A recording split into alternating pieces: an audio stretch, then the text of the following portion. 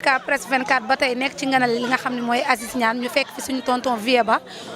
digganteem ak Aziz Niane nag dañ koy laaj lan moo waral taxawaay bi suba ba tey ñu ngi la gis yaa ngi jaabante seede yu rafet yi nga xam ne def ngeen ko ci say ma lay laaj sa diggante ak Aziz Niane lu waral tamit teewaay bi tey fii. voilà merci beaucoup ñu ngi leen di nuyu di leen wax soyez les bienvenus di leen dalal ci bis bi tey képp ku bëgg lu baax rek wala nga koy woon mbaa nga baax war ngaa teew ci bis bi ndax mbir bi fii lañ ko dale woon baax ci kër gi booba kenn gëmul woon lii kenn gëmul woon liggéey bi kenn gëmuñu woon mais ñu xam fa ñu jëm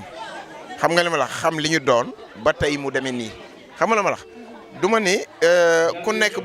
bu melee nen ni soleil la waale waaye soleil la ma am na ñoo xam ne ñoo ñeme tax ñu ñeme ci teg seen tànk comprendre nga moo loolu waral muy koo xam ne nitu kese la nitu jàmm la neex naa liggéeyal aussi. looloo waral tey ñu bàyyi lépp muy suñu teewaay bokk ak moom bis bi bànneexu ko waaw. tey boo ko doon ñaanal tey lan ngay ñaanal Aziz tey ci kaalaam bi nga xam dem na jëli ji ko. bon mu rappal kaala gi ci boppam yàlla lafal ko cat moom njabootam dem ba muy teeru soxnaam si di say ndax say ku ñu jàppale la say ku ñu jàppale la ku ñu dimbali la ndax ku yor jabaru artiste dafa yombul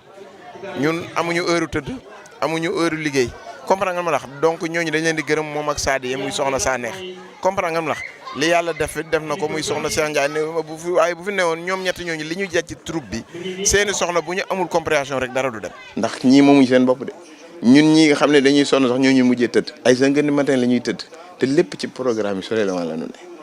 ba pare ma leen di santaat ci kanam mbooloo mi ñoom ñii ndax di lijjanti di la indil yombul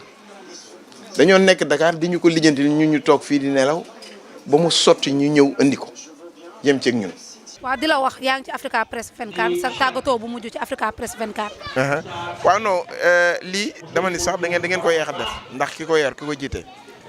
suñu jarbaat la suñu rakk la suñu xarit la ku yàgg a bëgg a liggéey moom artiste la sax ci Soleil Levant mën nañ ne artiste la ci Soleil Levant ndax am na produit yu bari la Soleil Levant moom joué na ci. donc lii daf koy yeex a def te di ko ñaanal ci kanam mu jëm ca kanam. mais damaa bëgg nga wax ma bari ñaanal ngay ñaanal Africa Presse 24. mu ngeen dem ca kaw bu nit ñi wax kii am na vues yi yéen ngeen ëppale ci vues yi. da ay millions de vues par jour.